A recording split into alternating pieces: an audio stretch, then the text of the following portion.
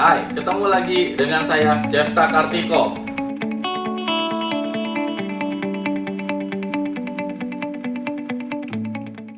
Saat ini saya akan membahas tentang konfigurasi O9 ya. Dimana kita bisa lihat di awal itu ada status ya, status. Oh ya, sebelumnya kita harus masuk ke konfigurasi O9 ini menggunakan IP 192.168.2.1. Untuk loginnya username dan password admin. Ya, saat ini kita lihat di statusnya O9 versi 1 dengan firmware 1005 dalam kurung 5421. CPU yang digunakan sebesar 4%, di sini 3% sekarang naik turun ya. Lalu untuk RAM-nya yang sudah dipergunakan di sini 53%. Status transparency disk itu di disable di sini ya. Nah, kita bisa dilihat di sini, ini masih dalam bentuk mode AP ya. Nah, kita bisa ke quick setup untuk settingnya. Di sini ada pilihan. Untuk pilihan pertama itu AP atau access point, ya, dimana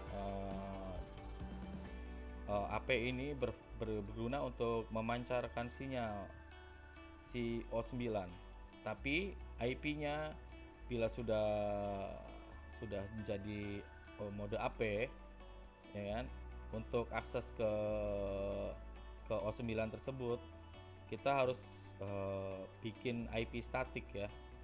Jadi ngikutin di IP yang segmen IP yang O9 tersebut, yaitu bisa menggunakan, jadi IP statiknya bisa di 2.2 atau 2.6 dan sebagainya dan selanjutnya ya. Untuk mode klien, di sini ada mode klien. Mode klien itu mode tangkap ya. Mode tangkap sinyal ini lalu disalurkan ke LAN port ya, jadi tidak langsung disebarkan via SSID. Oke, berikutnya ada universal repeater, sudah pernah saya bahas juga di O3, mode WISP, mode repeater, P2MP ya kan. Mode ini itu multi point ya, bukan untuk point to point tapi ini untuk multi point. Mode router ini ya. Banyak yang bertanya untuk di mode router ini. Mode router ini hampir mirip dengan mode AP, tapi mode router ini jadi nanti si perangkatnya itu berdiri sendiri, tidak mengikuti perangkat yang ada di bawah. Jadi kalau mode AP itu router utamanya itu perangkat yang ada di bawah. Jadi si perangkat yang O9-nya atau perangkat yang dijadikan mode AP ini hanya menyebarkan sinyal aja. Nanti IP-nya ngikut di perangkat utama, di router utama ya, di router utama. Tapi kalau kita jadiin mode router ya kan, dia berdiri sendiri menjadi router tersendiri. Jadi router yang di bawahnya itu hanya menyalurkan akses internet saja, lalu dia akan berdiri sendiri menggunakan IP-nya dia sendiri. Kira-kira seperti itu. Oke, kita lanjut di mode network. Di mode network seperti biasanya, sama seperti pada dasarnya di sebelum-sebelumnya, sama seperti O3 juga sama. Kita lanjut, dan DHCP hampir semuanya, bukan hampir lagi, memang sama settingannya seperti O3. Yang dibedakan yaitu saya di mode wireless ini, di mode wireless di basic ya kan, ini bisa dipindahkan ke Indonesia ya, tapi untuk di pasar biasanya sudah ke lock di Indonesia ya. Nah, untuk network mode ya, ini ada mode AC. Jadi ada mode AC atau mode N ya kan, atau mode AN, itu bisa dipilih ya. Karena banyak perangkat yang kita tembak itu kita mesti tahu dia ada modenya di mode apa gitu kan. tidak selamanya perangkat yang kita tembak, yang kita tuju gitu itu sudah di kelasnya AC ya. Masih banyak 5 giga tapi masih di kelas N gitu. Nah, next berikutnya itu di channel ini utama. Channel di Indonesia yaitu berlaku mulai dari 149 hingga 161 ya. Jadi 149, 161. Makanya saya selalu bilang coba untuk setting O9 ya, untuk setting semua hampir semua kelas 5 giga ya, itu menggunakan PC atau laptop melalui port LAN. Jadi jangan menggunakan handphone atau menggunakan laptop tapi menggunakannya via wireless. Sangat tidak disarankan sekali karena di Indonesia itu berlaku channelnya hanya di 149 hingga 161 saja.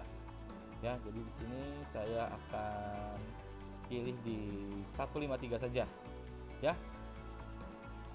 Nah, lalu ini bisa diatur untuk kebutuhannya bagaimana. Ya. Di sini sampai 26 dBi untuk transmit powernya. Ya, channel bandwidth saya sarankan juga channel bandwidth biasakan di 20. Ya kalau memang di ujung sananya bisa di 80 ya silahkan di 80 ya. Jadi kita ngikutin ya nanti yang di ujung sana tuh bagaimana gitu. Apakah sudah bisa di 40 atau sudah bisa di 80. Tapi selama ini saya menggunakan hanya di 20 MHz. Itu juga udah cukup. Ya. Nah, transmit power saya tetap di auto.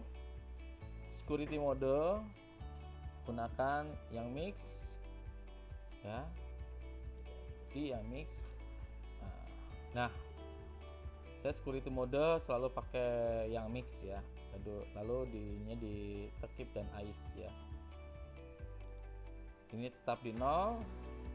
Isolasi klien saya disable, number of klien ini saya jadikan bias. Saya nggak pernah di 48 ya, karena terlalu banyak sekali, paling tidak saya hanya 10 saja. Untuk settingan settingan di mode AP saja ya, jadi access point itu seperti ini kira-kira ya. Untuk access point dan mode router seperti ini SSID nya bisa diganti suka-suka aja, baiknya gimana menurut kalian, sesuka penggunanya saja ya. Nah, apabila kita coba untuk menggunakan mode client atau mode WSP itu nggak jauh beda, cuman mode WSP ini bedanya dia bisa langsung sebar di SSID-nya ya. Jadi kalau klien itu tidak sebar sinyal ya, sedangkan WSP harus sebar sinyal. Nah, saya saat ini menggunakan WSP aja terlebih dahulu supaya kita bisa lihat untuk sinyalnya seperti apa gitu kan. Kita next. Nanti dia akan mencari SSID yang akan digunakan, yang akan ditembak. Saya menggunakan, kebetulan sudah tersedia SSID tenda tag yang udah 5G ya. Jadi kenapa sinyalnya cuma sedikit, karena tidak semua sinyal itu menggunakan 5G. Ini yang tersedia di sini ini hanya 5G saja ya. Selain 5G yang kelas 2,4 itu tidak bisa ya. Sekali lagi tidak bisa. Jadi itu udah beda banget ya, udah beda band ya. Kalau yang O9 yang kita gunakan ini bandnya kelas 5 giga, sedangkan O3 yang seperti pernah saya upload itu kelas 2,4. Jadi kelas 5 giga misalnya O9 mau ketemu O3 itu tidak bisa, sudah beda band. Oke, kita lanjut lagi, dari sini kita next ya. Lalu masukin passwordnya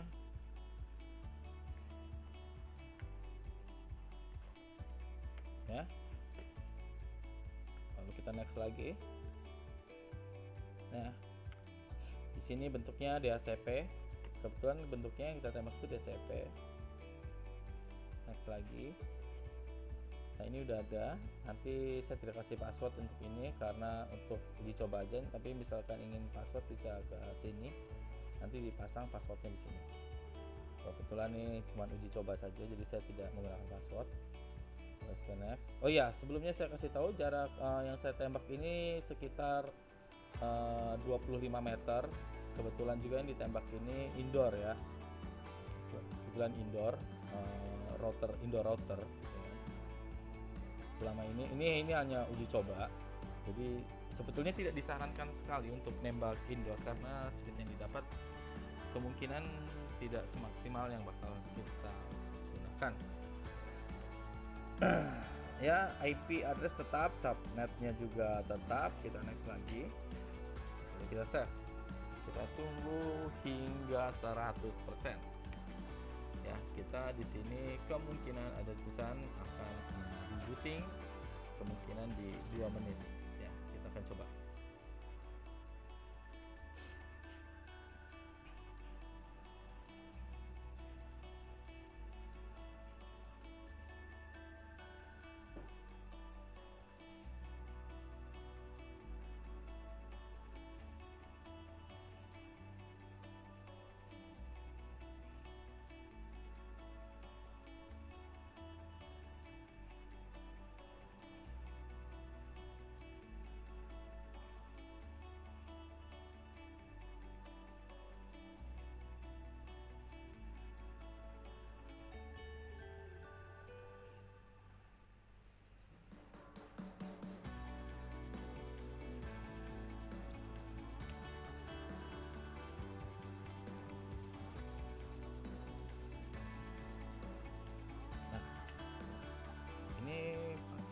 Loginnya masih belum diganti ya, di bawahan yaitu admin, ini juga admin.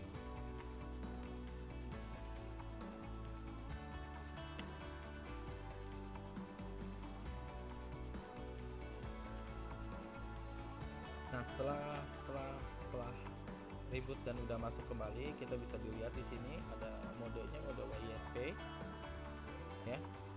Lalu kita bisa lihat di bawahnya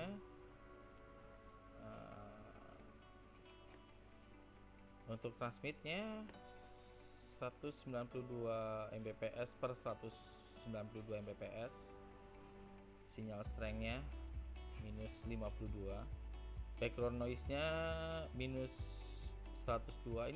Ini background noise termasuk bagus ya, 102. Tapi kalau background noise nya sudah di bawah 96, udah di bawah 96, udah dapat 93 gitu, itu kurang baik ya.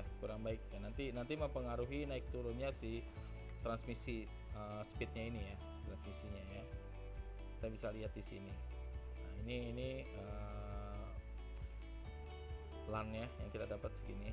Nah ini wireless LAN itu yang LAN yang terkoneksi di laptop ini juga ya.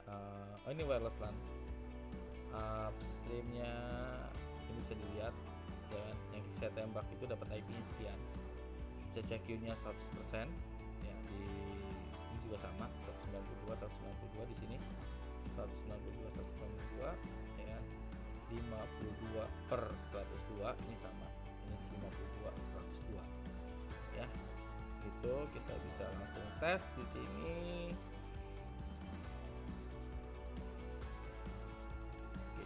Coba kita ping ke 88, kita ping ke Google ya, start, dan kita dapat time-nya di 16, antara 16 sampai 17 ya, 17 setengah lah ya, 17,582 ini ya, 17 setengah detik lah ya, masih bagus banget.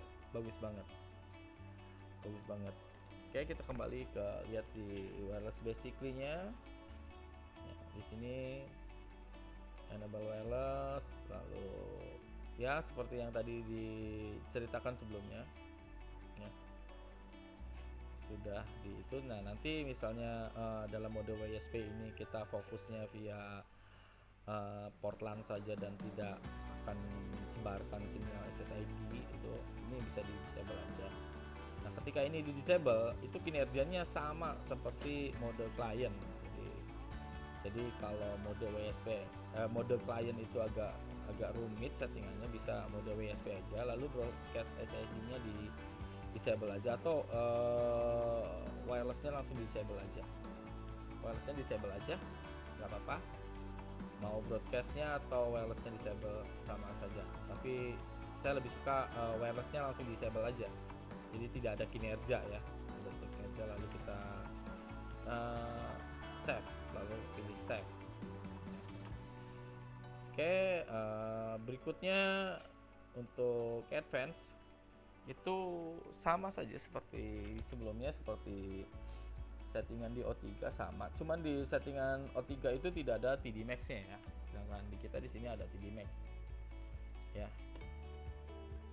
TD Max ya di sini ada, sedangkan di O3 tidak ada TD Max nya, bedanya di situ ya.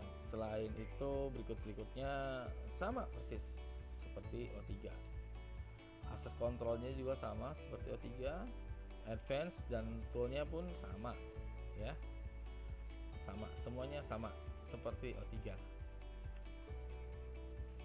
Jadi itulah kira-kira untuk settingan O9 ya. Dan perlu diingat, O9 ini hanya untuk kelas 5 GHz ya, 5 GHz. Dan bagusnya itu O9 ini dia bisa choice untuk pilih kelas N atau kelas AC, dimana di brand lain masih menggunakan kelas N, masih jarang sekali 5 GB yang di kelas AC. Sekian dari saya, terima kasih. Untuk pertanyaan silakan di kolom komentar atau langsung ke hotline Tenda Indonesia atau ke Facebook Tenda Indonesia. Terima kasih dari saya, Beta Kartiko.